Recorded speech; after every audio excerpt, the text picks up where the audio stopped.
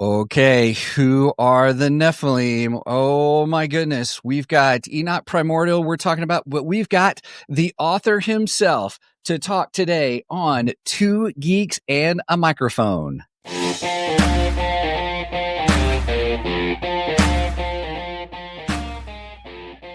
Welcome to the Two Geeks and a Microphone podcast, your one-stop shop for television, movie, video games, comic books, book reviews, and more. Now, without further ado, here's Steven and Mike.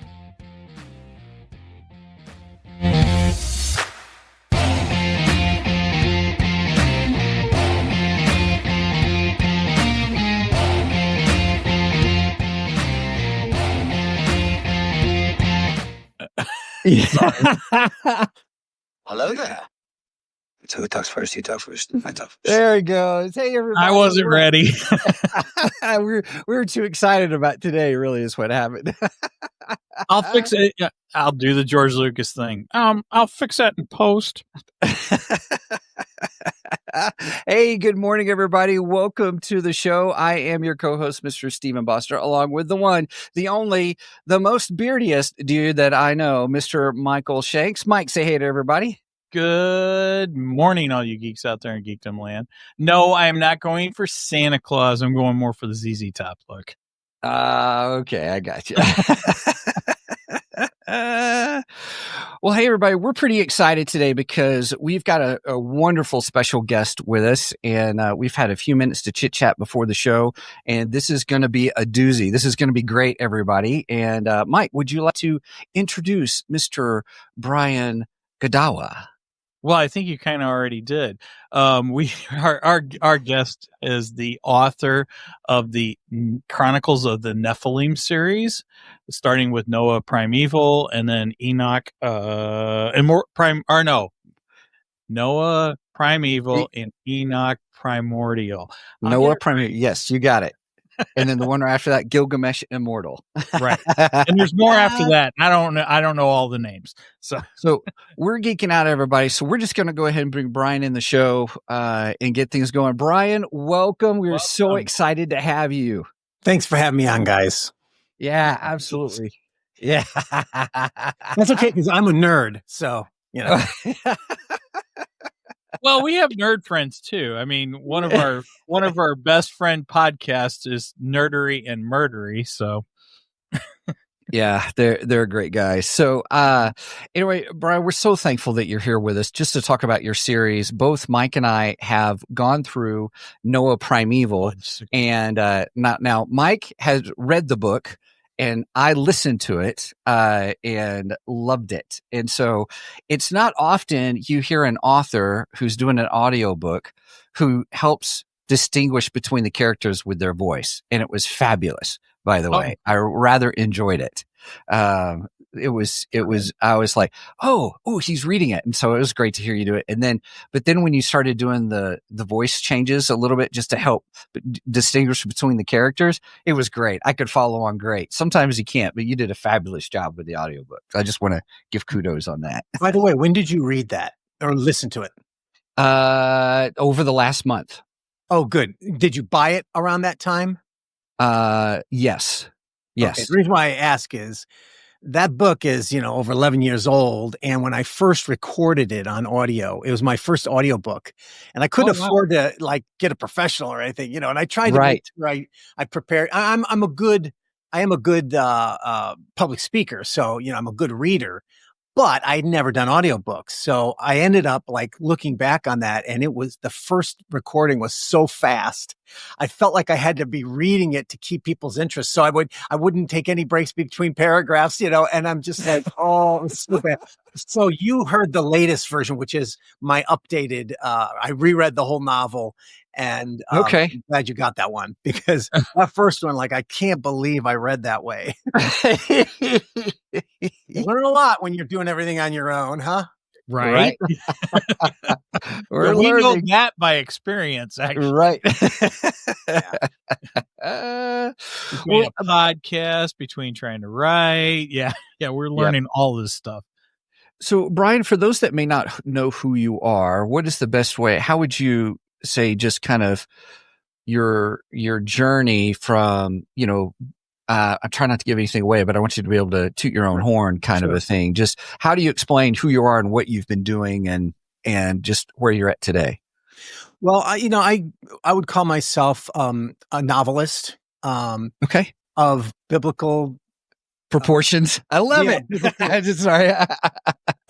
I'm careful in what biblical supernatural novels, like biblical supernatural epics. Actually, that's not all I write, but that's what I kind of became best at, with a background in Hollywood screenwriting. So I've been a screenwriter for many years. Had a few movies made.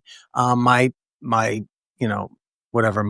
favorite movie was To End All Wars, which was quite a few years ago.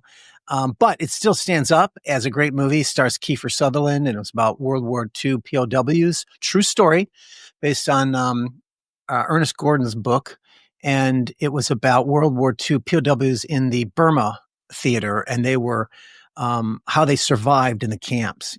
And it was a very powerful spiritual story, actually. And it started out with men coming in, Allied prisoners of war under the Japanese, and they start out self-preservation, survival, and they learn about self-sacrifice, and the Bible actually gets taught in the camp in a strange way. And so that movie was, I'm most proud of that one, But over the years I had, I had varying levels of success, as everyone does. And there was a few years where I had almost nothing, and that's not unusual either. You're trying to get work, and it's not always easy. And so it forced me to sort of reevaluate what, what I'm offering, my whole, well, I don't know what you'd call it, my vision, and I need to expand my horizons a little bit. And so I decided, well, I wanted to try to direct one of my little movies, but also write novels. And that's why I started writing novels. It was about, now 14 years ago, I guess. Wow. And then that soon became much more successful for me, and much more of a fulfilling of my calling, I would say. And and so that's kind of where I am now. I still have an occasional movie that I write here and there. My last movie was a couple of years ago, and it was called My Son Hunter. And it was about Hunter Biden's laptop. So it was. Oh, really? You did that? I haven't watched it, but I've heard about that. Yeah, you can only see it online because obviously no one in Hollywood would release it, right? Well, yeah. At mysonhunter.com. But great thing about it is it's a political satire. So my goal in writing it was not to I didn't want to write some boring documentary, because it was when the Hunter Biden laptop, it was middle of COVID. And it was still denied by most of the media, except for, conservative media.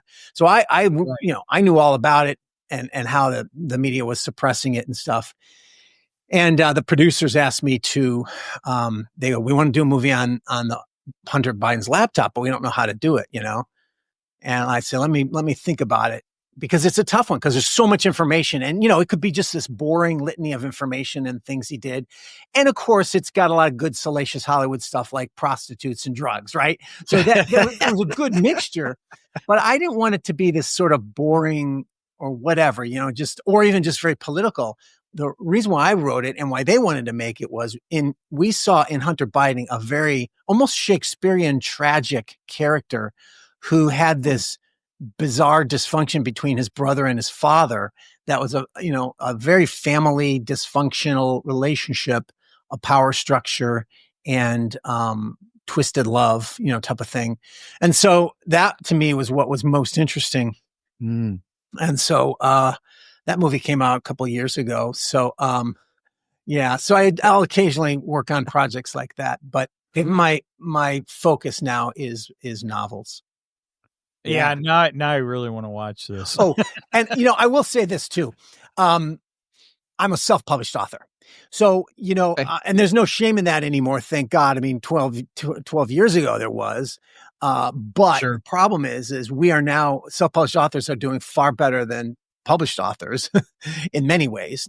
Obviously if you're already a celebrity, an established traditional publisher is going to be able to put it out for you and get it spread out much better than you could on your own, obviously. Mm-hmm. But if you're little guys or middle guys like me, unfortunately, the publishing industry is only looking for the celebrities. They're only looking for the big thing, just like Hollywood. They only want to make blockbusters now because it's not worth it to put anything into the little guys, no matter how good they are. And by the way, it's been that way for a while. And so, you know, if you're trying to get published, you know, you contact them and they'll go, the first thing they'll say is, you know, how much marketing are you going to do for your book? What's your audience? What, you know, do you have a email list? Do you have, you know, do you have podcasts and all this? So like you already have to do all the work, even if they're going to take your book on. So it's like, well, why have them, you know? Right. Yeah. What do they do? Yeah, exactly. Now, there is some benefit to that, but there's another element to that, which is they've also all gone woke. And so that makes it very difficult. If you're a white, middle-aged Christian, conservative Christian, it's going to be almost impossible to get. Now, even I went to Christian publishers and Christian agents and I couldn't get it. Now, this was, like I said, 14 years ago. It wasn't as bad, the woke thing. And I wasn't interested. I didn't bother me anyway. I'm just like, well, I'll see what happens anyway. Now it's almost impossible, you know, but anyway, back then. So, you know, but the problem is my novels had sex and violence in them. And my premise on my novels, I'm writing Bible stories, and we'll get into this obviously, but I try to, you know, replicate the way the Bible talks about sin. And sometimes the Bible's very explicit and it's very extensive. There's a lot of evil and sin in the Bible. And the reason why is because if you don't accurately portray that from which we need to be redeemed, if you don't accurately portray evil, then your story of redemption does not offer any punch or any real legitimacy. It only has as much legitimacy as the accuracy of the evil that you're being redeemed from. If you don't depict that accurately, well, then what's the need for it? You know, that kind of a thing. And so, you know, I came at it from that angle and I'm like, you know what? You know, that's fine. And plus I was a first time author and my first edition of Noah Primeval probably wasn't that good. I come from a screenwriting background. So I wrote it like a movie because I write all my books like movies because I love movies and I want to read like a movie. I don't want all these long in-depth things, you know? Yeah. You know, whatever ramblings about internal things, you know? I want moral choices and, you know, consequences and stuff like that. So, but over the years, I did do re-editing and rewriting on Noah Primeval. So, you know, I'm proud of it still as a novel. And, but I did, it's up to like the 5th edition. So I did go back and do rewrites as I got better as a writer. So, okay. It should be no problem for you readers. You know, a lot of times the first author's book, you know, if you're self-published is not always that great. But the point about self-publishing was, you know, I went into it because, okay, if you can't get a publisher or an agent, you might as well go self-publishing, right? And that's what I still recommend to many wannabe authors.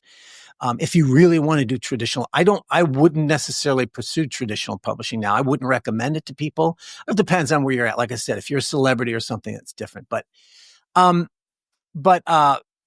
now the glory of it is that Amazon alone. I mean, sure, other book publishers, you know, Apple and stuff, they do offer, you know, digital books, but let's face it, the girl in the room has always been Amazon, and that has made or broken careers, and it's made my career as an author. So I will tell people, you know, you've got access now to where you can get your book out.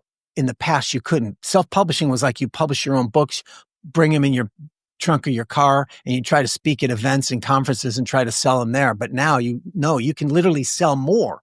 There are self-published authors who are making tons more money than published authors. They're on the top, you know, they're on the New York Times bestseller lists. And in fact, the Amazon bestseller lists are far more relevant than the politicized, you know, New York Times and Washington, whatever, all the different lists that they're out there.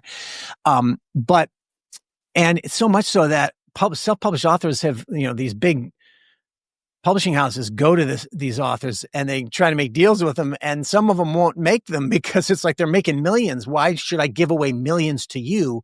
You know, because, you know, you're getting 10% or less if you're typical author for royalties on your books. Well, when you're going through Amazon your own, you're getting 70% in digital and like 40% in everything else. And so it's like, why, in that sense. So, and the other thing is they don't invest in, sure, you get pumped into the system, but they don't invest in you advertising or anything unless you're a celebrity, so right. So you're pretty much on your own anyway, and there is some glory to it. I recognize that. Like when I got my first published book at InterVarsity Press, which was called Hollywood Worldviews, and that was about how to watch movies with wisdom and discernment. It was more of a how-to book for Christians and how to appreciate movies more. Now, this was 20 years ago. So the book is still selling well. They're using it in Christian universities because even though I have classic movies and they're like, I'm talking about Braveheart and, The Truman Show and stuff. It's funny. We call those classics at our age. When I watched them, they weren't classics. They were new movies, right? The point is that, again, because of the internet now, every movie's accessible anyway. So as long as it's a great movie, it doesn't matter what examples you give, right? Mm-hmm. And so the book's still selling well because it was a really unusual, we could talk about it more in depth, but it was an unusual take at the time. Now there's been lots of books by Christians about how to watch movies and stuff. But my point about it was, it can make you respectable if you want to go and speak at conferences. I've got this published book with this publisher. People do tend to respect you more, which is funny. Like, that I was able to get my book published because I wrote a real movie in Hollywood. So book publishers won't take you on unless you have something to prove. Like, well, what are you? Like, are you just a person who wrote a book? That's not good enough. Now, if you're a cop who's writing about corruption in the criminal, division of a city or something, like, if you've got something that validates you as an author. And so I was nothing until I got I had a movie in Hollywood. Okay, so then we'll publish your book, right? And then I got invited to all these, conferences and stuff. And so there is a kind of the way the world sees you legitimate, but even that's lessening now because a lot of people don't even, like normal readers don't ask, where was your book published? They don't care, right? Yeah. All this to say that, I have made a career becoming a best-selling author of biblical novels. I did not think that was what was going to happen, but and now I actually help a lot of people. I encourage a lot of people in self-publishing because you can make a great living if you do the right things.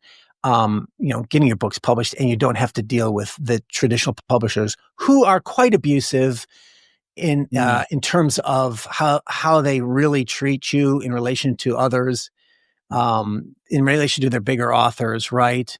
And they're very controlling, and so a lot of times they just won't take anything that's really truly unique and original, and that's why a lot of people go self-published, like me, right? It's like they're not, Christian publishers aren't going to take books with sex and violence in them, right? And so lo and behold, a lot of Christians love my books, even though they have sex and violence in them. Why? Because I'm not extremely explicit with it. I'm realistic about it. Yeah. And traditional publishers have their own view of what they think sells. And I mean, they have numbers that, obviously they have their numbers and statistics that they refer to, but you'll come to them like, well, I'm sorry, but no one's going to read Amish vampires in space. And I can understand why they'll think that's crazy, right? But the fact is that became a genre for a while, and people became millionaires writing books about Amish vampires, right? What? And, it's happened in the past, and stuff like that, right? Yeah. And the same thing with mine. Like before my books came out, nobody really was writing about it. There were some theology books about Nephilim, but not very many. Because I started, like I said, 14 years ago. Now, of course, there's there's hundreds of them all over the place. But at the time when I started, I just Googled it: Amish vampires in space, peril in plain space. Yeah. Now those genres come and go. You know what I mean? Saying and they have their time. But my point is. A lot of times authors have unique visions, and it's just who you are. And I have that too. And I was just more fortunate than, sometimes they click and sometimes they don't. But we have a tendency to put things together people don't necessarily think go together. And traditional publishing is the same as movies and television, which is they always want a safe bet. That's why they're doing sequels to forever. And that's why they do remakes all the time, because they're, quote, safe bets or something. They like making them, books into movies because you've already got the audience, et cetera. And there's obviously some wisdom in that. And then they're always saying they look for something unique and original, but they don't. They want something the same, but with a little bit different, right? And and there's nothing wrong with that as well. But the problem is sometimes you come up with a truly, barrier breaking sort of approach, and they don't know what to do with that, and they're afraid of it, and they don't think it will sell. Well, I came out, I started my series, Chronicles and the Nephilim, with my Noah book, Noah Primeval. And it's basically retelling the story of Noah. But I incorporate the divine council worldview Michael Heiser has written about. I incorporate the Nephilim giants and the Watchers.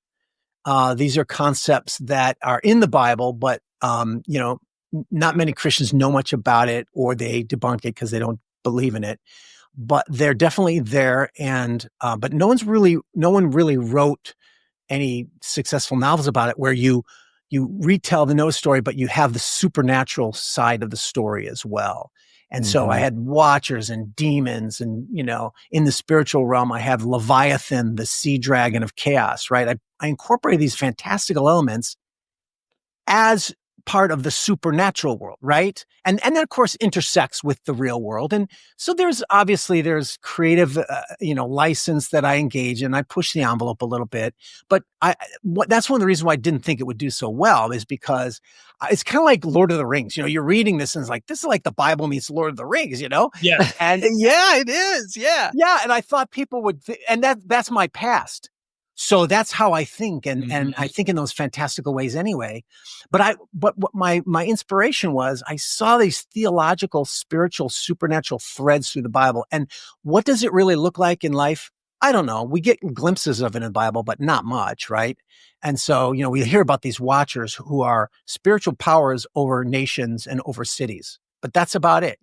Maybe once or twice you hear Daniel say, well, the Prince of Persia faced the Prince of Greece, and those are spiritual princes. So it's definitely real, but there's just not much detail. And the concept is that in Bible, as well as in ancient Near Eastern cultures, they understood that there was a spiritual world connected to this earthly world. In the Bible, it's heavenly and earthly, right? And they believe that earthly powers and authorities had heavenly powers and authorities over them. So for instance, and particularly the Gentile nations. Was it the am I rambling? Geography? No. That? Is that the cosmic geography concept? Yeah. So this is one of the foundations of my book. And you get it. We read about it in Deuteronomy 32, 8-10. You read about it in Psalm 82. And the idea is that there are spiritual powers over nations or cities. And to what extent, it's not really clear, but it just says that. So in other words, if there is, so a king may be ruling on earth, but he's got a heavenly authority over them, and they're linked. And so what happens on earth happens in heaven. Like Jesus said, on earth as it is in heaven, right? Right. And the idea there is, the ancient concept is that earthly spiritual things had counterparts in the heavens. So if there was a temple on earth for the god, then there was a temple in heaven, and those temples are linked. And so if there was a war on earth between nations or cities, then there's a war in heaven. That kind of a concept, right? They're connected somehow. Now, the Bible says very specifically, though, that in, like I said, Deuteronomy 32 talks about the Gentile nations. From the Bible's perspective, there were the 70 nations, the basic 70 nations in Genesis 10. And those nations, because they rebelled at Babel, even after the flood, God's like, okay, I'm going to give you over. And if you're going to keep worshiping false gods instead of me, I'm going to place you under the authority of those fallen spiritual powers. And so each of the Gentile nations had its own sort of principality over it. But then Yahweh said, but I'm going to keep Israel, or Jacob is going to be my people. So he would be the principality over Israel. And, and they all had their territorial power. So geographical territories on earth were linked to their, heavenly, beings and such. So that's kind of the concept. And I thought, this is really interesting. No one's really developed this, and certainly not in story form. Right. And I saw it kind of opened up this wide panorama for me. And the other thing was the whole Nephilim thing, right? Nephilim and the giants. And I'm like, that was a weird thing for me. And I just skipped over, go, someday I'll understand it, but whatever. I believe the Bible, but it doesn't mean you always understand it, right? But then I started facing it down and realizing there's something more to this. And I stumbled on Michael Heiser's work. This is before it became the book Unseen Realm. Oh, okay. And yeah, and I learned about that, and it blew my mind because I realized, this whole giant thing is not this anomaly, and then you have Goliath show up. But it's a theological thread that goes throughout the text, and it's linked to Messiah. And so I saw this whole thing, what I call the war of the seed, where there's satanic powers trying to stop the seed line of Messiah. And it's linked to these Nephilim giants. They're not just a strange anomaly. And so this thread started connecting all these bizarre esoteric things in the Bible that I never had explanations for. And it blew my mind. And I saw that. And so I started writing. And I started writing the series, and now I've got 3 series that are all similar like that. And there's 16 books. And it starts with Chronicles of the Nephilim, which starts with No Primeval, Enoch Primordial, like you guys said. And then there's a second series called Chronicles of the Watchers. And I'm still in the process of that series right now. But that is a series where I wrote I went through the Bible and retold these important stories. I've got Abraham's story, David, Joshua, Caleb, all the way up to Jesus in Chronicles of Nephilim. But then I realized there's still a few more stories that I skipped, and I should go back and write those. So the Chronicles of the Watchers is sort of like the filler. I've got Jezebel, I've got Moses, and my latest is Maccabees, and it's called Judah Maccabee. And that's not even a biblical book, but it is connected to the Bible in that it is a fulfillment of some of Daniel's prophecies, the prophet Daniel. So anyway, so there's that. And then the last series is Chronicles of the Apocalypse. And what that is a origin story of the book of Revelation. And that's sort of the climax of the ending of the stories. Whereas, most people, nowadays with all these various end times views, and it's its own genre, right? Of apocalyptic end time stories and stuff. And Left Behind is the king of them all. Yeah, right. And, most stories about Revelation talk about how it's all going to end. And I'm like, well, I want to write about how it all began when John was writing the book of Revelation, and how did the first century Christians, how did they understand that text as it applied to them? And so it's a very different worldview of Bible prophecy and eschatology. It's rooted in scholars and tradition, but it's not the dominant view. But that wraps up also my divine counsel theology. So it's a very complex. It is like a whole world that I've entered into. Of course, it's the biblical world, but I've applied this divine counsel theology and Nephilim stuff, as well as my own eschatological view. And that's sort of the big story of all those novels. And it's turned out that the one last thing I'll finish with, stop blabbing and then let you guys ask. We're loving it. We're loving it. This is great. Is I started out wondering if Christians are going to attack me for being blasphemous, right? Oh, yeah, absolutely. And will they even buy it? Because I'm like, I don't care, because I knew what I was doing was right. I'm not writing historical novels, folks. I'm writing theological novels. So I do take some creative license to communicate the theology, but I do heavily research and try to make it as close to the Bible. I try not to contradict the Bible at all. It's consistent with the Bible, but I fill in the gaps where the Bible doesn't talk about, because, the Bible doesn't say everything that happened in between the high points, right? And I try to fill in with the spiritual worldview. So like I said, I'm thinking I'll be lucky if I sell any, and fortunately it blew up, and I kept writing them. And, now I'm the dominant bestseller in the biblical fiction categories on Amazon, because before I did that, it was all, and this is another reason why I didn't think people would buy my books. I write very masculine, heroic stories with romance. I love romance. I won't have a book without romance in it. But I have masculine heroes. Noah is a warrior. Even Abraham was a warrior. People don't know that. They think he was just this pastoral shepherd, but you have fought battles. You have some female warriors in there I too. do have a couple female warriors in the older novels because it's more in the primeval history. Because I'm not into boss girl stuff. You know, I get it. I get it. But they're still strong characters, though. Right. Yeah. I mean, absolutely, Noah's wife, the way you wrote Noah's wife in there was very strong character. But they're definitely not the leads. And when you look at the biblical fiction category 14 years ago, it was basically all books about biblical women like Sarah or what have you, you know, written by women for women. And I just said, oh, well, whatever. I'm just going to write what I really love, you know? And now that whole world has changed and I'm like the dominant bestseller in there. And I'm not doing this to boast. I'm just simply saying God provided that. And it was a surprise to me that there were so many people and my dominant readers are women, older women, by the way. So, you know, they love strong male leaders. Hello, right? I mean, like, oh, you know, maybe this feminism isn't really what women really need or want, you know, and it's right. Anyway, so that's been, it was a surprise and an encouragement and it's changed the face of that genre, you know? So now I like it because it's really hard. I don't know. Sometimes it's hard for me to find people who are similar to what I'm doing, you know? And when you're trying to market yourself, you try to, I'm like this guy, I like that guy, you know? Right. And it's you're the Louis L'Amour of these Christian supernatural historical thriller. Yeah. I'm just kidding. I made that up. I don't know. I'm a weirdo. You know, I'm just a weird nerd who just loves this theology stuff. And the thing is, you guys, you know, what's funny about it is I'm writing the stuff that I've loved to research. And for decades, I've researched stuff that most Christians don't like to talk about. So I don't. But now I'm putting it all into my novels and people love it. So it's about telling a good story. And by the way, you know, I think Left Behind is a good example of the power of storytelling.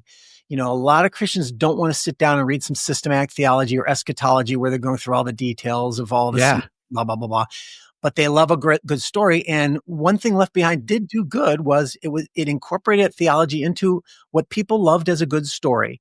And that's why, you know, that's why it clicked, you know? And so that's all I'm doing is that I'm incorporating theology, but I love entertainment and I won't write anything if it's not entertaining. But I'm the strange concoction of, you know, in-depth theology and just like Hollywood entertainment, you know? And that's how I write it, you know? And like I said, surprise, but Christians have loved it. They've really responded amazingly. So I've discovered your books because, I in church, and this goes back to when Stephen and I went to church when we were teenagers too. Yeah. I don't ever remember talking about or learning about the Nephilim. But a few years back, we were doing a Bible study with some friends of mine and stuff, and the Nephilim subject came up. And I'm like, what is this? And it just fascinated me. And I was like, I've never heard of this. I never, you know, I do not remember being taught this as a kid and everything. And I was just fascinated. So I started Googling Nephilim and your books are one of the first thing that came up. And I'm like, oh my gosh, this guy wrote books on the Nephilim. I got to read this. So I bought Noah and stuff. And I had told Stephen, I was like, hey, I got this book. I want to know what you think about it, you know? And I showed it to him. He's like, you're kidding me. You just bought that? I'm like, yeah, I just bought it. And he goes, I know who that is. And, you know, and we got to talking about it from there and stuff. But, great. So that's how I got turned on to your books. And I think it's fascinating. I love it. And then the fact that we've just recently had The House of David come out on Amazon. Oh, yeah. And I'm a big fan of that series. I think it's a very well done series.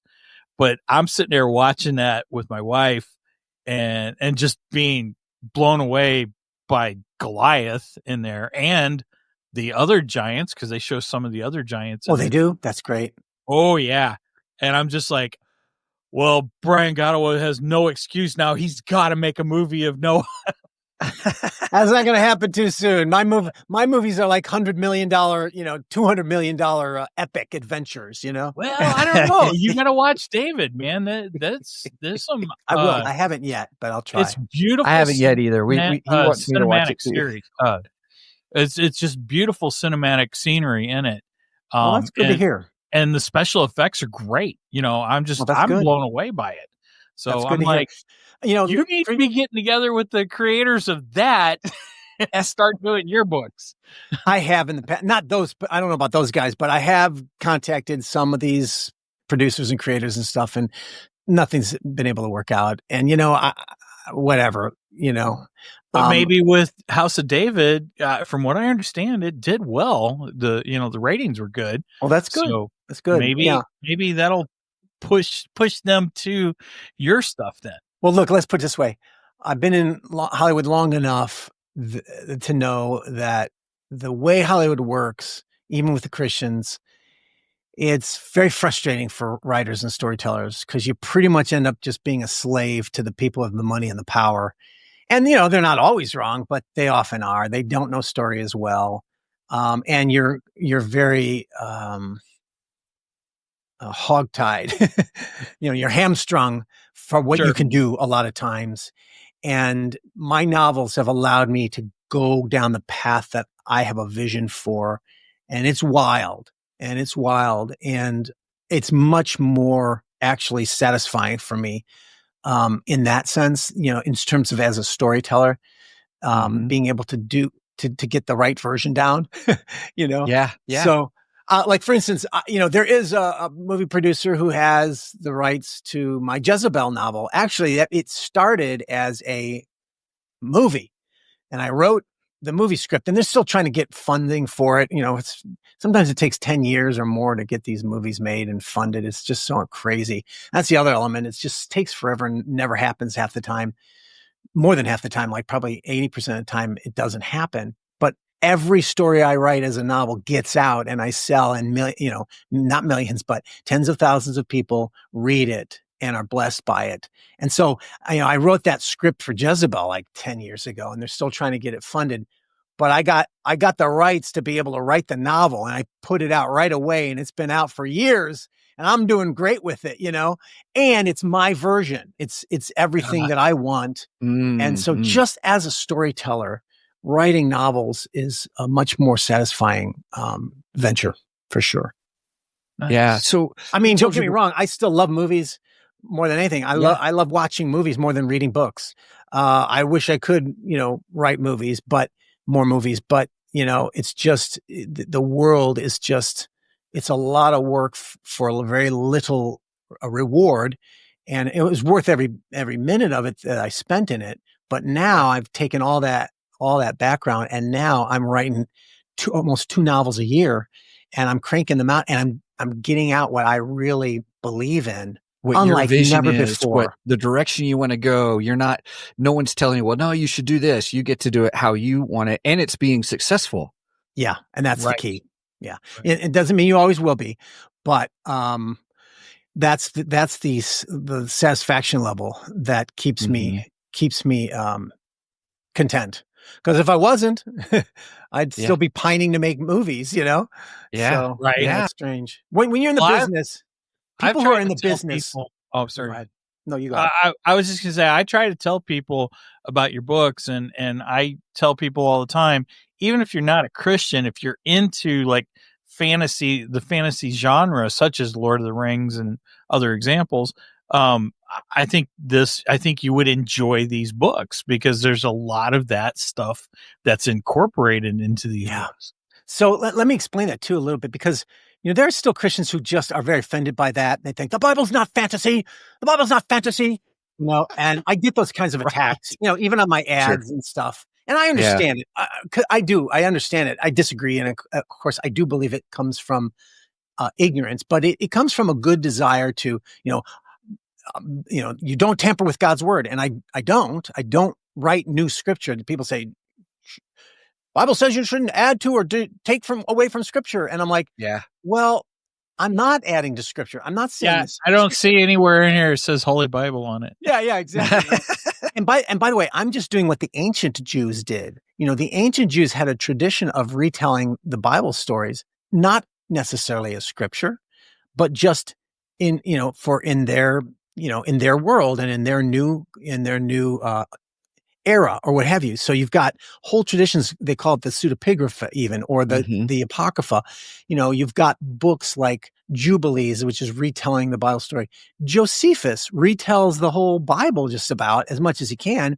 And he's not trying to tell scripture. He's trying to write the historical perspective of it. This is history, our history of our people. So they do that all the time, and they're trying to make it relevant to their world and give some theological insight. So when you go to a sermon, you listen to a sermon, you hear a sermon, a pastor give all this background. He's going to talk about a chapter in the Bible, and he gives you all this background and all this historical research he did, right? And then he talks about what's in the passage and then applies it. That's the same thing as what I'm doing with the story, right? I'm doing all the research, and I'm retelling the story, and I'm adding all these theological components that you may not see unless you study the Bible better. And just like you would do in a sermon, right? And I'm not saying my books are sermons, because I don't see it that way, but I'm just trying to give an analogy for people who have a hard time. But the fantasy element this is how I approach it, is like, no, I don't believe the Bible's fantasy. I do believe it's real, but I also know that it's got multiple genres. There's poetry, there are parables, right? There is a lot of symbolism. If you studied anything about Bible prophecy in the Old and New Testament, it's basically symbolism par excellence. And so you have to understand how symbols work in the Bible. And there's also the way they did history in the Bible is different than the way we do history. And you can't read the Bible through your modern eyes, or you'll misread it. So this is why, a lot of people have really caught on to this notion of understanding the Bible in its ancient Near Eastern context, because it shows you things that we don't see, or we see differently, such that I think in many ways Christians are misinterpreting the Bible. They think they're just believing the Word of God, but they're actually imposing their own context onto it without realizing it. And that's why I want to go back into the ancient world, find out how they understood it, and retell those stories. Now, the fantasy element is this. I bring in like for instance, the Bible talks about Leviathan, right? And people say, well, that's a dinosaur, or, I believe that's real. It's like, well, look at Job and the description of him. Well, if you study and everywhere Leviathan shows up, you really have to conclude, and I've written a whole book on it called Leviathan and Behemoth, where I talk about the theology of it. But you'll see that Leviathan is a sea dragon of chaos, which, by the way, is the same thing that a lot of other ancient Near Eastern cultures used. And they didn't believe it was a literal creature. They're using it as an expression of chaos. It embodied the chaos, and the sea was also a symbol of chaos. Why? Because it was mysterious, and it was deep and full of monsters, and they had no control over it. But their God creates order in the world. And so there's a description, and this is how everyone thought in those days, but particularly in the Bible, the Leviathan is a symbol of the chaos that God, the creator, either pushes back at bay or kills or destroys in order to establish his order against chaos. That's a common theme of the ancient world. And so, when you're reading scripture and it's talking about, like Psalm 78, it's talking about the Red Sea deliverance, but there's a lot of symbolism in there. There's a lot, here's the problem. People think everything's literal, but no, even the historical parts of the Bible. Read Psalm 78. It's talking about the literal sea crossing, which I believe was literal, but it uses a lot of symbolic descriptions. One of them is Leviathan, how God is crushing the heads of Leviathan. And the word there is plural, heads, plural, not one head, multiple heads of one sea dragon. And there's a whole understanding behind that. But my point is we could certainly, and those who read that realize, there's a poetic dimension that the writers are adding to the text. Just like if we describe an event and we talk about how it turned the world upside down, right? We're using symbolism, right? Yeah. So Leviathan is that monster. Well, I wanted to incorporate him into my stories. How do I do that? Well, I have him as a literal supernatural creature who's mostly in the unseen realm, but he has effects in the seen realm, right? And sometimes you can get glimpses of him in the seen realm, right? But the point there is that he is one of my symbolic motifs that goes throughout all my novels because he represents chaos. But my goal here is to say, well, think of it as a supernatural aspect, think of it as these are certainly, Christians at least have this understanding. Well, the unseen realm of angels and demons could have a lot of demons could look really ugly and monstrous, right? So my point here is that that's how I'm using the fantasy as a genre. I'm showing the supernatural world that we don't know much about, and the Bible only gives you glimpses of, but I'm expanding it and sort of like going into a little bit further, and it creates that sort of vibe of fantasy in there, but it's not like, I'm not saying the Bible's fantasy, right? Like I said, most Christians get it. There's a few who just react against it, and because they don't understand the poetic, the symbolic, the figurative nature of the Bible, and they have a very sort of a childish understanding that everything's literal in the Bible, and they don't know how to read literature, and we just have to educate people, but that was my goal. And so of course I have angels and demons, I have watchers, and they're battling and such. And sometimes those battles come into the real world, but like I said, I try to have them reflect what's going on in the earthly realm. So when you've got a Bible story, it takes place in Canaan, and Israel's worshiping Canaanite gods like Baal and Asherah, right? Well, what's happening when they're worshiping these gods? They're making spiritual contact with those real beings. So my premise in my series is this, and this is creative, but I still would argue it's at least consistent with the Bible, and that is this. I already said that there are supernatural powers over these nations, and it's described as God saying he's giving them over. Okay. So like, you won't worship me, so I'll give you under the authority of these false gods you worship. So I said, what if the gods of the ancient world, Zeus in Greece, Baal and Asherah in Canaan, Ra, Horus in Egypt, all these gods, right? Christians tend to think of them as purely fictional fantasy. But what if those gods were the fallen angels that the Bible talks about, right? Genesis 6, that strange passage, and Jude and 2 Peter talks about the fallen angels. And what if they are the ones who God appointed to be the authorities under these nations or over these nations, right? And that they're masquerading as the gods of the peoples. So, man crafts these mythologies, but behind them, there are there's real supernatural reality. And this isn't, and by the way, this concept, like they're real entities behind them.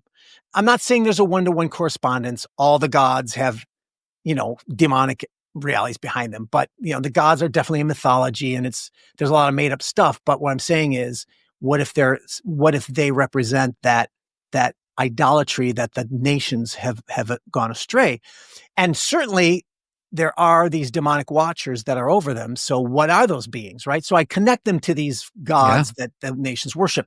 But what I wanted to say was, I'll finish with this, is that it's not, what I'm saying here is not completely artificial. Deuteronomy 32:17 is talking about, for example, it's talking about Moses is talking about how the Israelites will go into the land of Canaan, but they're going to worship these Canaanite gods. And he says, and he's talking about this in past tense. They, the Israelites, sacrificed to demons that were not God, to gods they had never known, to new gods that had come recently, whom your fathers had never dreaded. So he's saying, like, these gods that they're worshiping in Canaan, they're demons, right? And the word for demon in Hebrew, it's actually shedim. And if you look at the theological lexicon, you'll find that that's actually a word that's very much like territorial powers.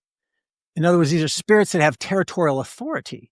So these gods of Canaan have certain territorial authorities. Well, that matches up with a few verses before where God says, we mentioned this earlier, when the Most High gave their nations their inheritance, this is talking about Babel. Why? because it says when he divided mankind. When did God divide mankind? At Babel, right? They were going to be unified and divided the languages. And that's when the nations were created. Genesis 10. He fixed the borders. There's the territories of the peoples according to the number of the sons of God. But the Lord's portion is his people, Jacob, his heritage. So the sons of God is another one of these theological concepts that when you study, you find that it's a phrase that refers to the heavenly host around God's throne. And they show up in Job, right? They show up in multiple places, and they show up in Genesis 1. The sons of God come down to earth and mate with human women, and they have the Nephilim giants as their progeny. So these angels fall from heaven and they violate the heavenly earthly divide. They're not to do that, but they did, and that's why these Nephilim are these cursed beings. And but my idea here is that you can see the biblical foundation of this theology, where it's like, the picture's a lot bigger than just, oh yeah, God's there and he's got a bunch of angels flying around him, Right. Oh, and there's seraphim and Right. cherubim, which, by the way, Yeah. remember, with seraphim are like serpentine, like with wings. Like these are spiritual beings, supernatural beings in the spiritual realm. Cherubim, what we've heard the descriptions of cherubim, right? There's monsters with like different bodies and human heads and, multiple heads and stuff like this. And so, I'm glad that you portray them that way, because most of the time in modern media, the way we see cherubim are like little angelic babies. And it's like, that's not what a cherubim is Little at hearts. all. Yeah. But anyway, that's my long description of that's sort of how I'm dealing with the supernatural realm, and this is why people call it like fantasy, because it has that element to it. But it's just supernatural. It's just supernatural. Yeah, and we don't know. But you also everything. do a nice job at the beginning of your books to kind of portray, hey, this is, well, you did with Noah, was like, hey, this is fantasy literature, but it's all biblically based. Here's where I get my ideas from. And yes, I understand that this is my take, your fictional account of some things that can happen. So I was totally fine. I mean, the way you wrote that at the beginning, I was like, yeah, cool. I'm along for the ride. Let's do this. Yeah. And I did that because I knew Christians are going to be very demanding, and that's okay, because I am too. And I would understand that. So that's why I had to explain myself a little bit so that they wouldn't get upset. But also another thing I did was at the end of each of the Chronicles of the Nephilim, I have an appendix, and I reveal some of the historical and mythological research behind the novels. When I say mythological, what I mean is, if you're in Canaan, I did research on what's the mythology of the Canaanite gods. There's a whole story. There's just as many stories as the Bible has. There are just as many stories in the pagan literature, right? Well, what are those stories and what are they like? And Baal has this whole thing called the Baal epic or the Baal cycle. And he's got all these stories, and with his sister Anat. And, it's just this amazing, and the gods of Canaan, the pantheon and such. And so I try to bring some of that story into the supernatural realm. So when you're reading my books, you're actually going to learn a little bit about the mythology of the pagan cultures as well, and how it conflicts, how the God's reality conflicts with their reality. Right. And so, but I did that for two reasons. One is, again, it was so wild that I thought Christians might reject this. So I want to at least explain to them. But I also did because I love that myself. Like I always listen. I loved Michael Crichton novels. He would write sci-fi, and then at the end he would have an appendix of the real science that the sci-fi was based on. So I'm like, I want to do that too. So I ended up doing that with all the Nephilim novels, and then I ended up putting all those appendices into one book for those who want just the theology. And that's called When Giants Were Upon the Earth. So if you want to just go straight to the theology, that's a really good book. It's another bestseller. And then as I've been writing in later series now with my watchers, I have so much research that I require a complete book of the research. And, we're talking like 150 pages, right? Yeah. So now when you get a Chronicles of the Watcher book like Moses or Jezebel, I don't have the appendix in there anymore because it's so big. It's got a separate book called The Spiritual World of, and so, for those who want to go further, so I just love the explaining side of things, which when you're in the creative realm, you don't want to explain too much because you want to let people's imagination, there's a certain amount of subjective experience that you want them to have. And, you don't want to have to, like, explaining everything sort of kills it. You know what I mean? So it's like, if you dissect the frog, you're killing the frog, right? So, but I do love the theology of it too. I'm a right brain, left brain, polarized person. I love both the creative side and the intellectual side. So I got to write the theology too. Yeah. Yeah. I'm looking at your Chronicles of the Watcher where I do see, when the Watchers rule the nations, and then I see Moses, and then I see the spiritual world of Moses and Egypt. And so you're saying that once it hits the spiritual world, that's all your research for that book to help kind of, and those want to peek behind the curtain. Yeah. And in the book, you'll see an ad, if you want the research behind this novel, here's the book to get. So the books guide you in that direction if you want it. But if you don't, and you just want the novel, that's plenty fine. And you'll learn, like I said, you'll learn a lot of I try to be as historically accurate as possible, but also bringing in an understanding of the ancient mythologies as well. Yeah. Yeah. Some of my favorite moments in Noah was where you've got the Leviathan situation, then all of a sudden they go into this cave. I think it was behind the water, where Noah meets his son, and they haven't seen each other in over 100 years, cause he had been in Sheol for a while. He's like, how long have I been gone? Kind of a thing. And that was a wonderful, powerful moment of father and son. And then then learning about that Noah's wife was still alive soon after that, or Noah didn't know. Well, neither did she. And so it was just those were great tension-filled moments, because it's like, oh gosh, he is alive. It's okay. It's like, just thinking, it was just great storytelling. It was things that kept me going, like, oh, when they're going to find out? Are they going to find out? Wait a minute, I don't know where he's going with this, because again, it's this wonderful, historically based fantasy fiction that was fantastic.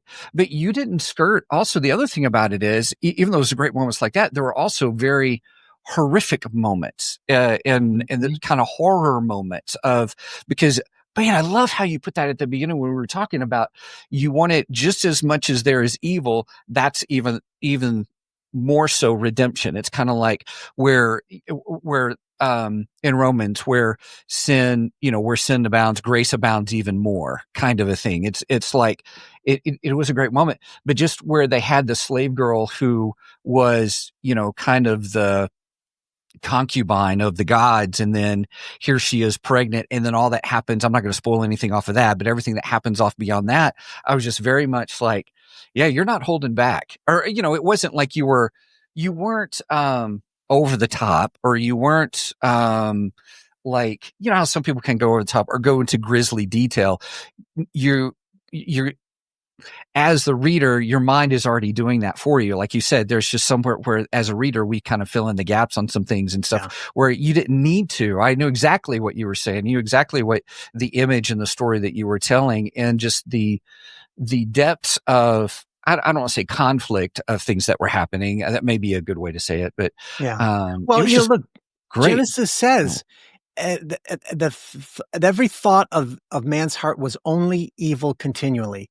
So you have to describe that world as being very evil, So, I don't, everything occurs in my novels, from, genocide to gang rape to murder to everything. But I try not to be too explicit in my description. I like to tell parents, because parents always go, what age is this for? I'm like, well, to be fair, it's for mature teens and older is what I say. Because, not everything you can't read everything in the Bible to your kids. Like, go ahead and look up Ezekiel chapter 16 and chapter 23 right now, or after this podcast, and read them. And you tell me if you could read that Bible passage to your child. You probably can't if they're 10 or under teen, right? Because they're pretty gruesome and sexual. The Bible itself has this stuff in it. But that doesn't justify, pornography. It doesn't justify that, but it justifies dealing with sin. but you have to deal with it in a way that repulses the reader, but yet doesn't become too explicit. And that's a gray area. I haven't been perfect in it, I admit, because I've even changed some things and gone back and made them less explicit myself. So I admit that. But but the thing that you were mentioning too. Oh, yeah, the thing about Noah is, again, what are people's view of Noah? He's this. It's the children's room in the church, right, where you painted with Noah, old Noah, with his wife and the animals going on the ark. You know what I mean, like this pastoral shepherd type thing. But if you think about it, if the whole world's full of evil continually, just to survive, you'd have to be a warrior, right? Yeah. And the Bible doesn't say Noah was a shepherd or anything like that. It doesn't say what he was. So I thought, well, what if he's a tribal leader? Because he's pretty much of a leader guy. And like I said, he's a warrior because you have to survive in that culture. And so that's how I envisioned him. And I ended up envisioning, a lot of my characters throughout the Bible are like that. Because that's just the kind of world it is, whether it's the Iron Age or the Bronze Age or what have you, or the Stone Age. It's like, that's a violent world. And so,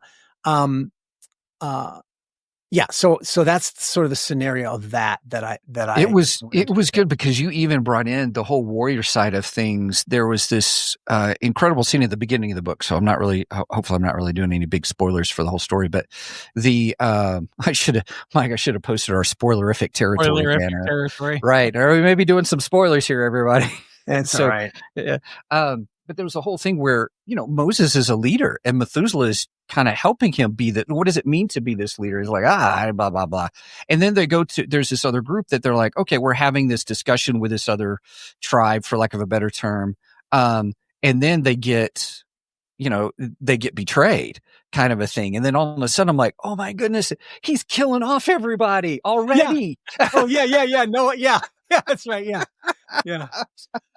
Because there's no illusions. I believe in just war. I believe in self-defense and, so I have no problem with any of that stuff. Yeah. My characters tend to be warriors. And that, again, that comes out of who I am. It also comes out of my interests. It comes out of also, it's sort of, that's my response to the world that we've been living in for too long, where males have been emasculated. And of course, now we see it in the storytelling even worse, where, everything's got to be led by a boss girl assassin of a team of girl assassins.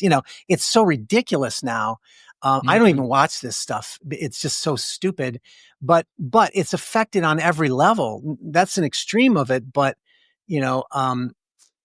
men they're now turning alpha males into beta males in storytelling and such. And that just doesn't interest me. I want strong masculine leadership who also has to learn oftentimes to be kind, to learn grace, or learn,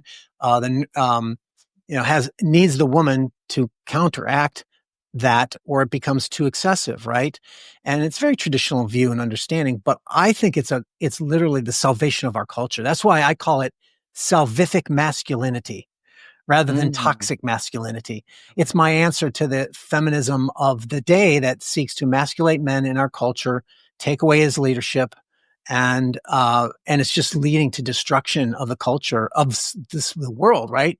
And so we need men to rise up and become that. And so that's one of the reasons why I write, is to restore that vision in the world, Well, we come from the days of Arnold Schwarzenegger, Sylvester Stallone, Clint Eastwood, those were some of my heroes growing up. And I see that kind of stuff reflected in your characters. And that's why I enjoy them. So that's great. But like I said, really my dominant readers are women. So I'm kind of proud of that. No, lots of them. And by the way, I want them to be. I mean, I don't want to. I'm not one of the what's that movement? The male movement. I don't know what they call it, but it's about men reacting against feminism and stuff. I'm not in that. It's just like. Do you think that's because women tend to be more readers than men? Probably, yeah. In general, absolutely.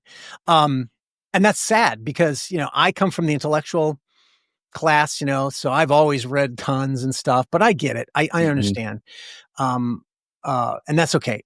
But my point is that, like I say, I won't won't write a story unless there's a love story. And that is one of the most important things to me. And most of the great women in my story are based on my wife or different character traits of my wife, because she's the best wife in the world. Right. But nicely done. But interestingly, honestly, one of my favorite characters, and it has been for a long time. It's just, I've written so many novels now. Sometimes I have to rethink and make sure is that the case. But my favorite character that I had written throughout the whole series had been Rahab. Which her story's in Joshua and Caleb novels. And just because she is the biggest arc, and she is, like you said earlier, like she's a strong woman, right? You know, and she had to be to deal with the world that she was in, right? And I gave her a fictional past that's rooted in the occultic abuse of that Canaanite world. But it's like I said, she's probably my favorite character, and my favorite wife in the series was Sarah, and in fact, I can't reveal so the novel I'm writing on now, it's literally like I had a choice. I don't know how much I can. No, it's okay. Can we get an exclusive? No, it's so sometimes. Oh, let's put it this way. Sometimes, when you do research in the Bible, you'll find that there are things that are ambiguous. You're not sure, like and there will be scholars who make an argument for this or for that, and it could be everything from what would be an example of that? It's evading me because I'm thinking of the one example I'm dealing with. But one example I'm dealing with is this character. There's argument that he could have been a eunuch, and there's argument that he may not have been a eunuch. There's very strong, it's not really solid. And I'm like, I'm going to go with the not eunuch because I want a love story. Sorry. You know what I mean? Like that's me, And look, if the Bible says they were a eunuch, I'll do that. I'll accept that. But I'm saying in this case, it's not solid. And there's a lot of those cases, which, and I literally, I'm going for the love story because I can't have a story if there isn't, Yeah. So I think that movies have done that to me in some ways, but also I think married life, I've been married now for 30. Oh gosh, my wife's going to kill me if I don't. Right. I was going to say, we may have to edit and post. 37 years. And outside of Christ, there's no better meaningful relationship in all of life. I don't want, there's nothing better than marriage. And there's, you know what I mean? So like, of course, why wouldn't you want a love story in every story? Because I when I was younger, I would complain about, why does everything have to be a love story? When I was a young, naive, guy just wanting whatever action or something, I don't know. But yeah, as I grew older, I just realized, why does Hollywood always have love stories? Because it's the most important relationship on earth if you don't have God, right? And if you have God, it's the second most important. So it's like, of course I want to have that in every single story, This has just been something I've been thinking about lately. I'm, sorry to rant on about it, but. No, that's all right. Hey, Rocky had Adrian. Yeah. Yeah. Well, you can go on and on, can't you? Right. Superman had Lois Lane. That's right. Napoleon Bonaparte had Josephine. Peter Parker and Mary Jane. Mary Jane. Oh my goodness, that's good. Let me ask you this. So, we before the show, everybody, we were just telling a little bit about Brian about Mike and I, and just how we're amateur authors, just learning and things like that, and how it's inspired others that we know to be writing. What advice would you give? You've done a great job of talking about self-publishing, and there's nothing shameful about it nowadays, just because of the nature of the business. And I remember Brandon Sanderson, when he did his Kickstarter campaign, he just blew all the rules out of the water. Now, to be fair, he had a published reputation, but that wasn't the reason. He just had a fan base. He had a big fan base. Right? Yeah. And so for guys who are just like thinking about writing, or, you know, what advice would you give to guys, even Mike and I, who we're just now tipping our toes in it. We know that we'll get better as we go, but we just wanted to do something and begin writing just because we have these stories or we have these ideas and we just want to share them. Yeah.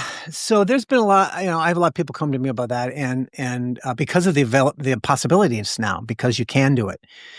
So there's two major approaches. One is a couple major decisions you have to decide for yourself. And that is, one, is this just a hobby? Because think about it, some people have hobby like woodworking, right? They like to build things, and, you know, and is a hobby like that, you just want to do it because you enjoy it and it's fun. And, or do you want to become an author? Do you want to actually sell books? Do you want to grow? Do you want to have multiple books out there? You know, or, you know what I mean? Like, do you have a vision for, like, I have stories I want to tell the world, and I want to affect the world with my stories. Do you see what I'm saying? And that's obviously my main, that's my vision.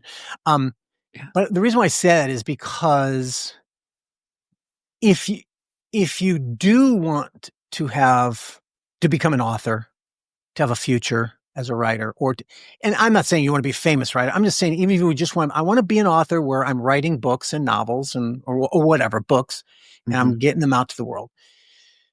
That is a whole lot more. And it's basically a full-time job. You have to realize this isn't something you dabble in. This is something you pursue with full-time labor, because it will involve marketing. I'll simplify it as much as possible. It's not just writing the novel. It's understanding how to market it, get it out there, and sell it. Because you can have you can have a truly great novel on Amazon and no one buys it. And I don't mean you can. Just in general, that's what happens. You won't sell unless you market. And marketing is a whole nother job. And it's like, it takes as much work. I spend about 40% of my time in marketing. Now, I am an author. That's my living. But that's also my calling. Thank God. Can't always have those two together, but I'm grateful that they are. But I hope that makes some sense, because if you're thinking, I'd like to get books out there and sell like Brian or whatever, it's like, don't even bother unless you're willing to realize this is good. And, you know, it can take step by step. That's no problem. But you have to realize you're going to be working toward developing it into a full-time job. Because that's what it requires in order to sell as many books. Books don't sell themselves, and even great books don't. So if you're just doing the hobby thing, I still would recommend, you know, that you really look into storytelling. And I learned my storytelling structure from Hollywood. I believe it's the best structure there is.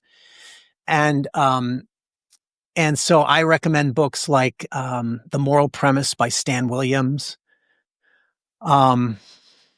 There's Save the Cat. Save the Cat. Yeah, that's a great one. And by the way, they're all different variations on things. So I like learning from each of them, actually. Okay. And I've read them all, and I incorporate them all. There's John Truby's 22 Steps. Yeah. It's a little more complex, but the truth is it fits and it works. And those 22 steps helped me tremendously. But in the latter years of my life, my favorite book ended up being The Moral Premise by Stan Williams, because his approach to story structure helped break through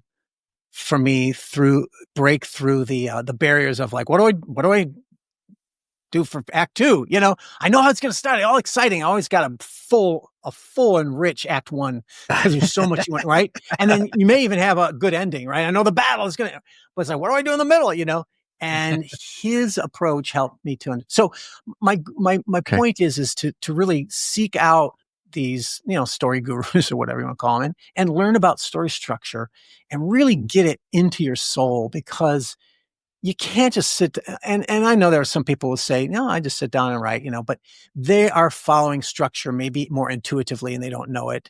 And maybe some good writers might even say that, successful writers, right? But you got to put it all into your heart and soul and mind. And, so that when you then start to think of stories, it'll naturally come, oh yeah, well, what's his flaw?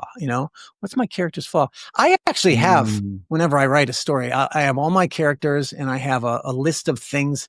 I got to have a goal, got to have a flaw, got to have a ghost.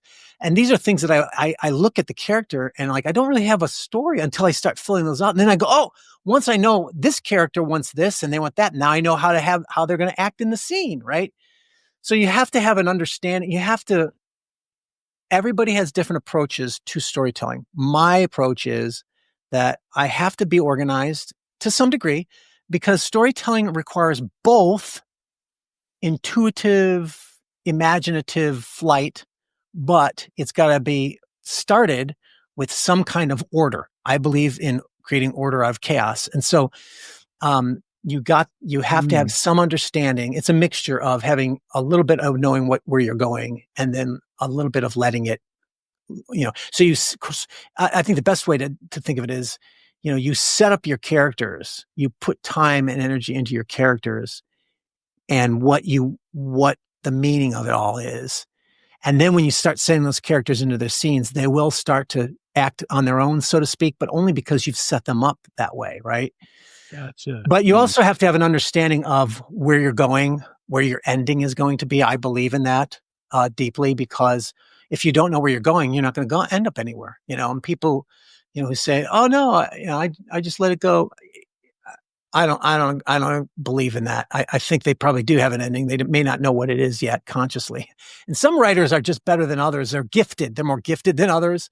And I realize that I may be more organized than some people. And you don't have to be like me. You don't have to do everything organized. Like I outline my whole story. My crafting of the story occurs when I'm outlining so that when I sit down to write, I already know where every scene's going to go and what it's for and what it's about. But even then, I'll write the scene and things happen that I don't anticipate. So don't get me wrong. My point is, I believe you have to have a certain amount of predestination and free will, right? I believe in both. That was good.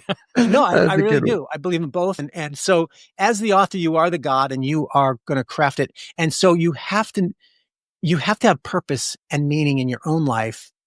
Otherwise, the story has no purpose or meaning. And this is the problem with a lot of modern. You see a lot of modern movies. You see a lot of, I'll see movies where they'll start out with an interesting concept, but then many of them just deteriorate because I think modern youth don't really have meaning or purpose in their lives. So they're just looking for something creative, something sensational, something interesting, weird. And of course it also becomes dark and dark and dark and dark, right? Because the darkness becomes their interest because you have no meaning or purpose. So darkness becomes more interesting to you. Right. And so, but you look at the older movies of older days and, even if it was a dark world, that was always towards some kind of redemption. So you should understand your storytelling as going towards something. And if you don't know what that is, then you got to work on your own soul, I think.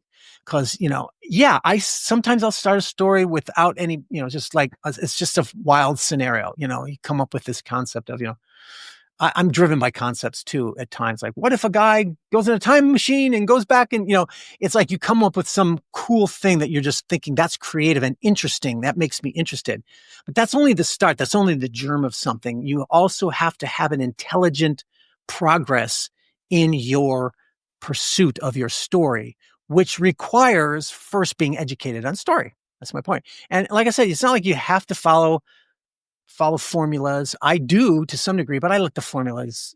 I follow them loosely. But what I believe mostly is you put in all the education so that then when you do start the creative process, you're going to be it's going to be guided more intelligently, I think, more creatively in a way.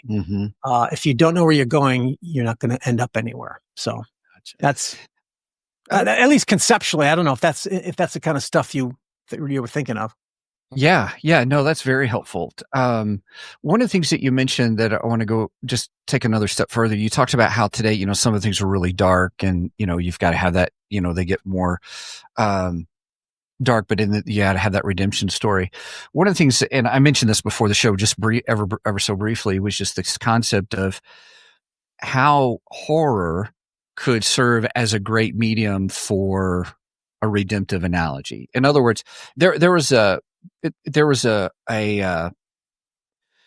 guy overseas. He was a missionary to a certain tribe, and his name was Don Richardson. He wrote a book called Eternity in Their Hearts. Yeah. And The he Peace talks Child. about the Peace Child. Yes. Yeah. Where Mike, it's the story of this guy who goes and he begins to tell the story of Jesus. And when he got to the part where Judas betrayed him, the tribe loved it. They were like, "Oh, Judas is a great hero character," Oh and my not gosh. realizing that the culture of that tribe with other tribes is betrayal. Betrayal is held in high regard.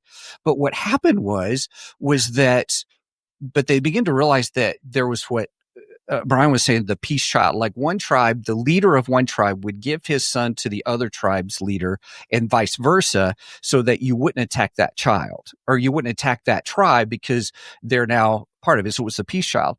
And so what Don Richardson did is he's like, there's the story. And he goes, it's because what Jesus, or the whole thing, then you recapitulated Judas's part by saying, no, he betrayed the peace child. And that was far above the other. That was terrible. You shouldn't do that. And so then they begin to realize that God sent his son and that Jesus was the peace child. Yeah. And so what Don Richardson did from there on, when he learned that, he began to look at all these different cultures, all these different nations, and how there is what he calls a redemptive analogy in everything. In every culture, there's something that serves as a link to the gospel of Jesus. Yeah. And so I began to wonder, with the concept of where there's an author by the Mike Duran. I haven't read his stuff yet. I want to, but he talks about horror. But what's your take on the cinematic version of horror, but also storytelling horror, and how it can be that type of redemptive analogy? That's what came to mind when you said that. Yeah, that's a genre that a lot of Christians have a hard time with. And again, I understand why in essence, right? Because on the surface, it does seem to be like, wow, that's exalting evil, right? Or at least exploring evil and all this kind of stuff. But if you understand the nature of storytelling, you'll quickly learn that that's not the case inherently. But I actually wrote an article called An Apologetic of Horror. And you can find it on my website, or just type in An Apologetic of Horror, Brian Godawa. Just Google that and it'll probably take you to the free article of it. But wherein I go through the Bible and I make the argument that it's not just that you can justify a horror by saying, well, it's about redemption because it shows the evil of mankind, or it shows evil, but it shows victory over evil. And that is what most horror is. There's evil, and evil is often the consequences for wrong choices in people. Like if you look at the slasher flicks, right? In a sense, I'm not going to argue for the grotesqueness of the violence or the sexuality, but in principle, the slasher flicks where, they kill all the teens that go out to a party or something and make poor decisions. The old genre of it was. Why don't we get in that car over there? No, let's go over to the chainsaw. Yeah, the stupid things, right? Yeah. But the principle of that was always like, if you had sex, you got killed, and the virgin used to always be the survivor, right? And so that's a very embodied ethic, right? Now that changed with Scream, and they upended it, and now it's possible. But my point is still, in principle, a lot of horror movie is what you're experiencing is consequences of your bad moral choices. Oftentimes, there are movies where, I give examples of movies in my thing, but I'm talking principally. The idea is you want to face the horror that exists in man's nature. That's the essence of horror is you're facing the evil of man's nature in some form, whether it's a monster or, whatever, werewolf, or serial killer, right? You're facing that, and it's forcing you to face the reality of evil and to fight it and to have victory over evil. And if you think about it, right, isn't that what culture should be? In essence, that's what we should do. But I think particularly in this postmodern world that we live in, horror is a needed genre, because in our culture, absolute morality or objective morality is denied. There is no morality. It's only power. And horror is needed because horror shows you that no, Evil is real, and some people deserve to die. I don't mean the kids who are getting killed. I'm saying the evil monster, the serial killer or the monster, whatever, they need to die. And that's a moral truth that punches the gut of the postmodern culture we're in, right? Now, that's all conceptually and principally, but I make the argument in my article that actually it's biblical. God uses horror. And so if God uses horror as a genre to communicate truth, well, then who are you to say it's wrong? For example, my favorite books, Revelation and Daniel, you look at those and those are a horror fest of gore with giant mutated monsters like Godzilla running around eating people. And by the way, those are not literal, and everyone acknowledges those are symbolic. They're symbolic, which means they're fictional symbols that point towards some kind of other moral or historical truth. Multiple headed dragons, right? You've got vampires and you've even got like zombies. There's, they're in the prophets in the Old Testament. I think it's Micah I think it's Micah. He talks about, Micah 3. I don't know if I'm right on that, but he talks about the elders of Israel, the leaders of Israel who are supposed to be leading God's people. And he says, but you're not, you're eating them. You're roasting their bones and eating the meat of their flesh off their bones. Like that's zombies, right? And look, that's clearly symbolic. But the point is that's a zombie imagery. And these monster imagery, Daniel, right? You've got all these monsters and beasts and murder and mayhem. And what's the point? It's pointing you towards truth, towards justice, towards goodness or towards fighting that evil, right? Or trusting in God.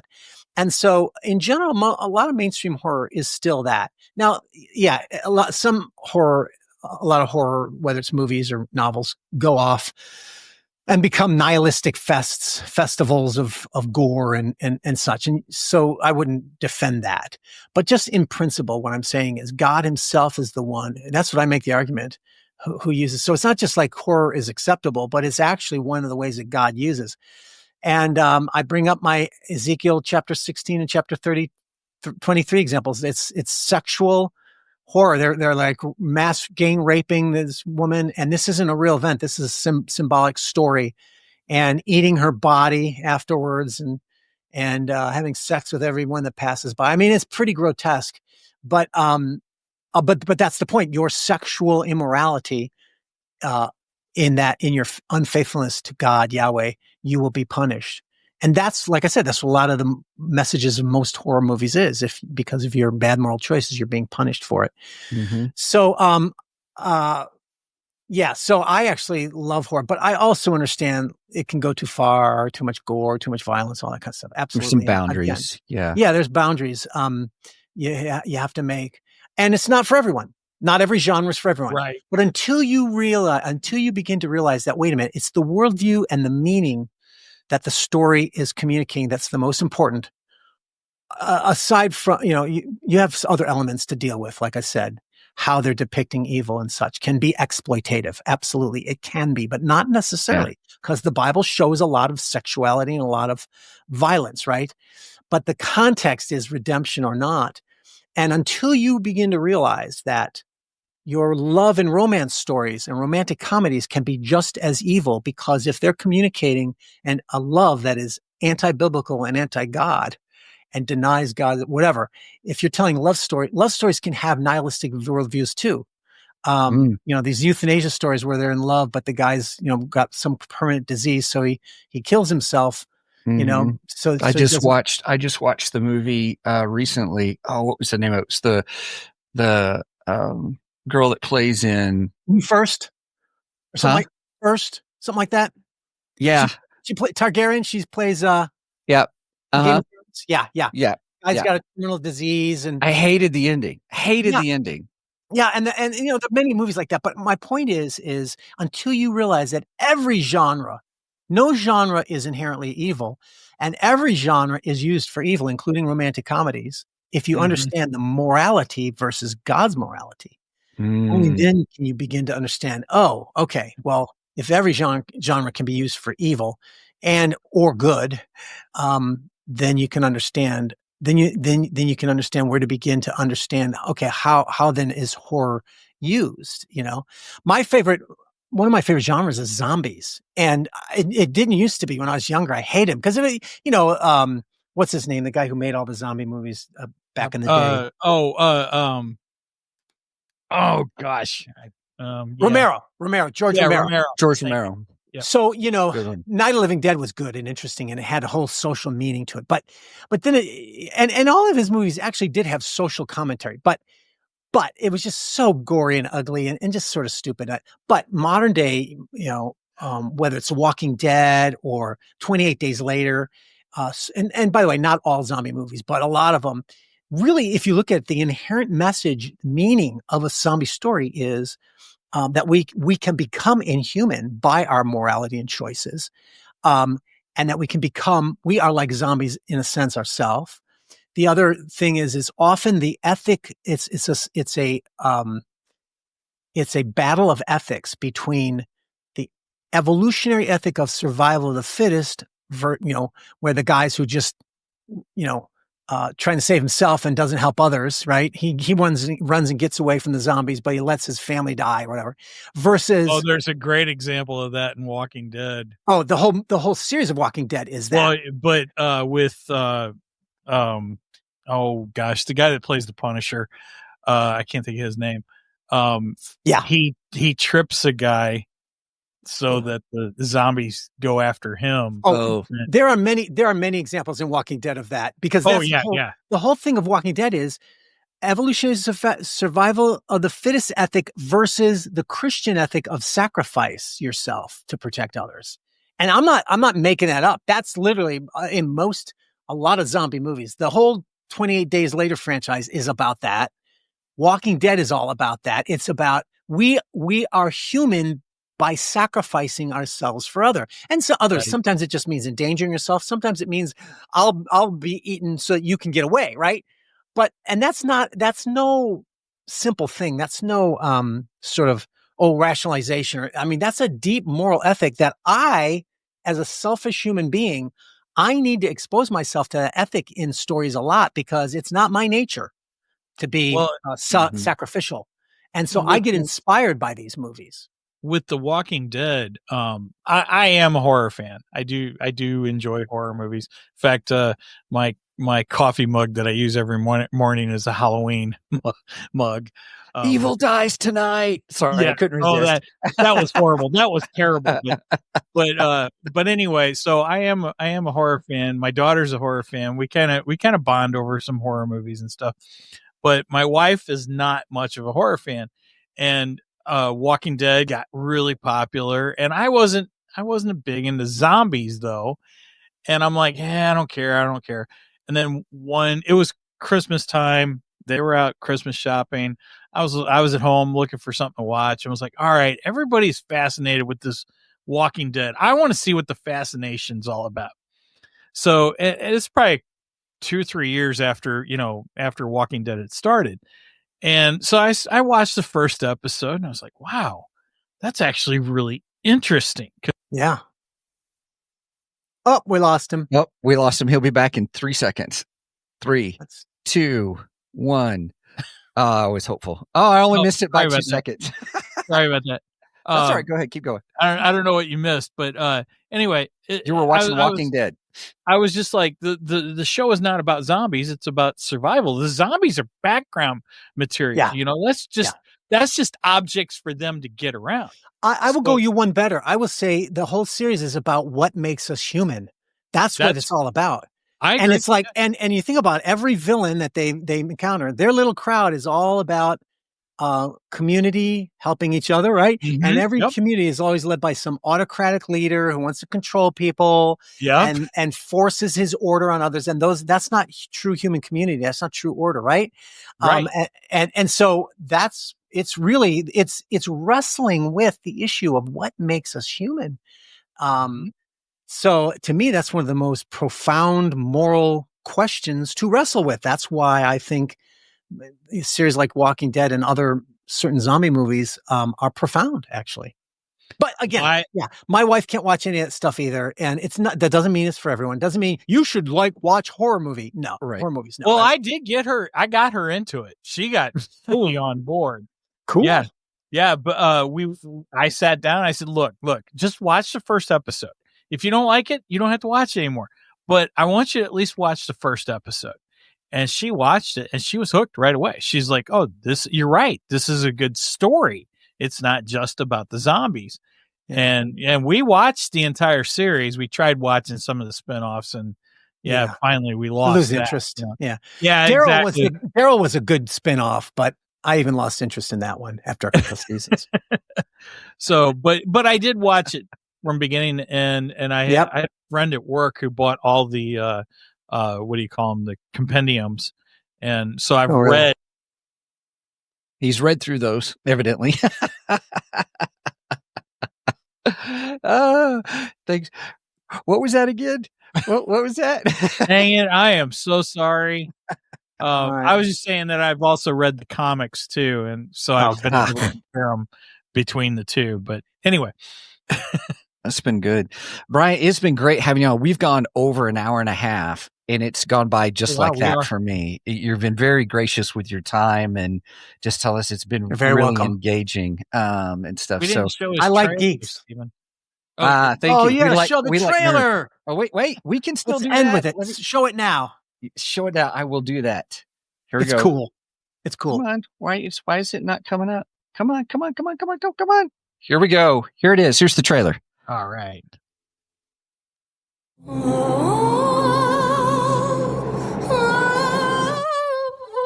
In the primeval history of Genesis, an ancient war began between the seed of the serpent and the seed of Eve. Fallen angels called Watchers begot a race of giants called Nephilim, their goal: to stop the bloodline of the promised seed. But God had other plans. Chronicles of the Nephilim is a biblical fantasy series of novels that charts the rise and fall of the Watchers and the Giants in the stories of the Old Testament and in between. Read the novel Noah Primeval, the prequel Enoch Primordial, the sequel Gilgamesh Eternal, and more. Oh, you got it. That's an old one. You've got a new one? Oh, yeah. Way to go, Steven. Go to my YouTube account, people, and try to find the new. Yeah, that's not that good of an ad, but because in later years, with AI and stuff, it got really cool. And I've got commercials for my other series too, which are even better. Chronicles of Watchers and Chronicles of the Apocalypse. But anyway, at least it lays it down for you. It gets it started. All right, we'll post it on our site too, and read. Let me give you the proper link for it, though. Okay, we'll do. All right, there's another one coming, everybody. Well, thanks for having me on, guys. And if I can just end with this, if you want to find out, more about me, my website, godawa.com, GODAWA.com. Everything's on there. Information about my novels, and but I also cast all my novels, so I have like character pictures for every novel because I just love doing that. And I used AI to do it. So I got characters looking exactly how I like them, and it's all free. You can look at that too. But if you want to just sort of like look into the books, just go straight to Amazon and, look at my name. All my books are exclusively at Amazon on paperback, Kindle, hardcover, audiobook, and large print. And so you can get it all there. And you can look up a series description or book descriptions, and you've got as much information as you need, as well as a lot of reviews. Yeah. Real quick, can you tell us about the posters behind you? Yes. These are posters for each of my series: Chronicles of the Watchers, Chronicles of the Nephilim, Chronicles of the Apocalypse, and Chronicles of the. I don't know how to do this backwards. Chronicles of the Watchers. Yeah. It does get confusing. Yeah. No, I definitely made movie posters because I love movies, and so I made my little movie posters of them. But also obviously to pitch them. Yeah, those are awesome. Yeah, you should sell those, dude. I did for a while on my website and never sold any, so I stopped. Oh, really? Oh, yeah. Huh. That's too bad. Those are cool. Those are really nice. Man, that's interesting. That's a bummer. Who was the author, the book that you recommended for writing that really helped you the most? The Moral Premise by Stan Williams. Stanley Williams. There we go. And those are all screenwriting books, but it applies directly to novels, but also, get a couple books on how to write a novel, because there's all kinds of different things in novels that you have to do that you don't do in scripts, for sure. But in terms of the story structure, the structure of storytelling, Hollywood's script structure is directly applicable. Gotcha. Yeah. And one last thing before you go. If somebody's new to the Chronicles of Nephilim, to your entire book series, because you got a vast amount of books, would you recommend starting with Noah, or would you recommend starting somewhere else? Yeah, I would so the series, you can read the books individually, but there is a benefit to reading them sequentially, and most people do prefer that. So if you're interested in the series and you're open, you want to start. I've been told by readers of my books to start with book number 2. Noah is book 1, but book 2 is Enoch Primordial, and technically it's a prequel. So chronologically, it occurs before Noah. Right. But in my series, it's book number 2 because I wrote it after Noah, right? So you want to either start with Noah, or I would recommend these days starting with Enoch Primordial, and then go to Noah. And then every book will tell you what book to read after that. So you've got you'll have the whole series there. Oh yeah, there it is on Amazon. And then that shows you the actual order in the series. But because my series are integrated, you want to follow what I say in the book. Because at the end of, stop there for a second. At the end of Abraham, if you go up there, at the end of Abraham, you might go, oh, I go to Joshua next. No. There's a book called Moses Against the Gods of Egypt in another series. And at the end of the book of Abraham, Allegiant, it says, if you want to read the next book, go read Moses. It's not in the series, but it's next chronologically, right? So you want to follow my books if you want to do it chronological. And there is benefit to that. Aha, ha, ha, ha, ha. Oh, let me move back over here. Oh, I got to delete that. Oh. There it goes. Now I got it. Sorry. Whoops. Yeah. So really the best place to look is really to go to Amazon. And it really is. If you want to just get right to the point, you can find all about me too on Amazon, through all that stuff. So yeah. Okay. What's the best way for people to support you and the work that you're doing? Is it to go to Amazon and purchase there, or should they go to your website? Or I don't really sell anything on my website yet anyway. And it would only be backup. So when I get to that point, but right now everything's through Amazon. So go to Amazon, buy my books, and I've been amazed. We got a lot to talk about. Maybe next time. That would be great. Well, I will say this, but I noticed that you're in Amazon twice. So it's Brian Godawa, and then I think another one's your middle name. Brian James Godawa. Very clever. Maybe you can have me on and talk about that one next time.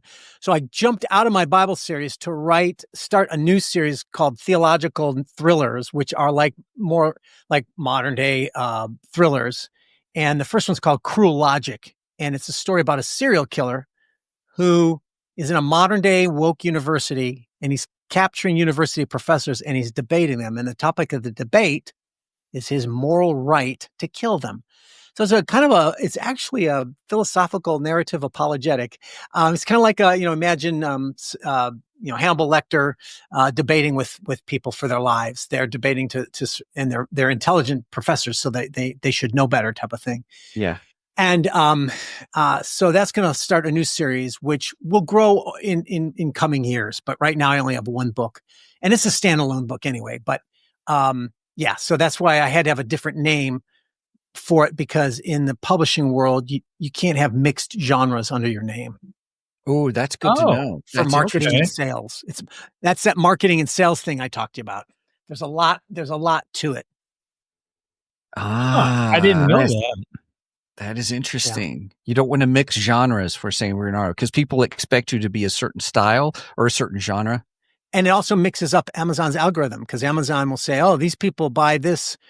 And all of a sudden you got Christians buying whatever, Bible novels will buy these books. But then all of a sudden people buying serial killer novels, that doesn't connect, It can screw up an algorithm for sales. Oh, okay. What? That is interesting. Uh-oh. Well, okay. I've got one book. I've got a supernatural thriller book that I have that I'm still working on. I'm going back doing kind of some of the developmental edits for it. But but I also wrote a book on just what I call the Psalms path. It's something I learned in seminary from years ago, just a spiritual discipline tool where you take the day of the month, and like today's the 24th. So you read Psalm 24 and then you add 30 to it 4 more times. And one of those I guarantee will speak to you that day, like where your heart is or before God or something that helps you something. So, so I wrote that one. So that's a good, I don't want to mix genres. That's a great advice. Thank you. But you can keep the same, you can keep your name just with variations on, like what J.K. Rowling, right? Well, if she wanted to do something else, she can say whatever I don't know what her real name is, but Joanna Rowling on a different genre if she wanted to, and people would still know who she was, but it would just not be in the algorithm. It won't get mixed up. It's easier for searching it out then. Yeah. Gotcha. Interesting. Okay. Interesting. Okay. That makes sense. Hey. All right. Well, this is one of our longest podcasts. This has been great. Engaging, entertaining. Brian, thank you so much for your time. I just can't tell you how much we really appreciate it. You've been a lot of fun to talk with, and I know it sounded like you were a little worried about rambling there for a little bit. You weren't rambling. I'm just going to tell you, I was with you the whole way. So not Mike so much, since his internet kept going out. I'm just making fun, Mike. I'm just kidding you. Today was a bad day. It was. It hasn't done that much before. So, all right. Well, with that, Brian, anything else you want to share, or anything else about where people can just Amazon? That's it for now. That's it for now, everybody. Until next time. Until next time. I love it. Love it. Love it. Love it. All right. Well, with that being said, everybody, hey, thanks so much for joining us today on our show. One of the things I want to share with you is don't forget to check out our website, which is www.twogeeksmic.com. That's the number 2 GEEKSMIC.com. There you'll see all things Two Geeks. If you want to reach out to us, a great way to do that is show@twogeeksmic.com. Mike watches that voraciously, more than his own email. I'm just saying. I do. But from our website, you can get to our merch page where we just have a couple of shirts or things like that, but twogeeksmicmerch.com, but you can find it on our website as well. If you want to help support us, we appreciate it. We actually, instead of, I know a lot of people use Patreon, but we have Ko-fi, ko-fi.com/2geeks. We have a $1 tier, $2 tier, and $3 tier where we use all that money to pay for Mike's Lamborghini, as we talk about. No, the Batmobile. The Batmobile. That's it. Yes. So no, but we actually just helps us pay for just the podcast hosting and us for EV Mucks, for us to be able to be out here and just enjoy everybody. We've had a great opportunity to meet a lot of different people in a lot of different places all over the world. And Sam was here earlier. I didn't give him a shout out. Well, I tried to text him, but he's from Australia. Great guy. He's been one of our faithful listeners. We really appreciate him joining us. Mike, anything else that you have for us today? Just that if you made it this far, make sure and go and like us on all the socials. Go give us a thumbs up and subscribe to us on YouTube, and go like us and subscribe on Facebook.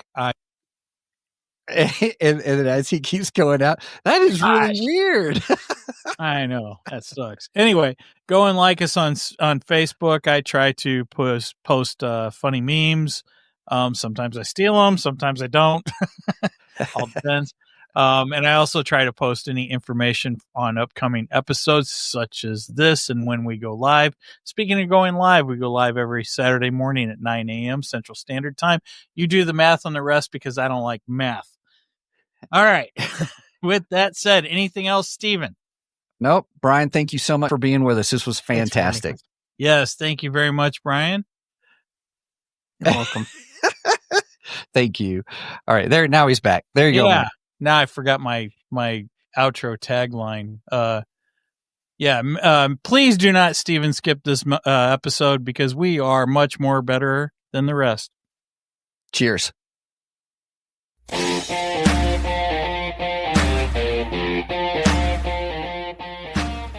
Thank you for joining us today on the Two Geeks and a Microphone podcast. Tune in next week when we will have more news and reviews.